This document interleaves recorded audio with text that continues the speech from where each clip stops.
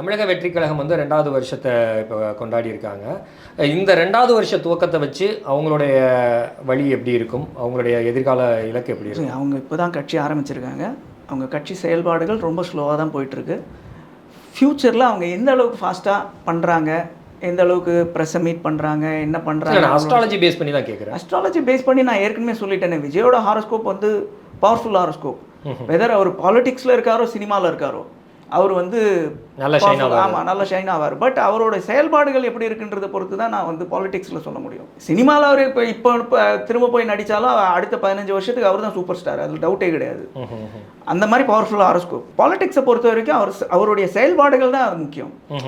பவர்ஃபுல்லாக இருந்தால் மட்டும் போதாது இல்லையா, அவர் எந்த அளவுக்கு செயல்படுறாருன்றது தான் முக்கியம். அதை வச்சு தான் நம்ம சொல்ல முடியும்.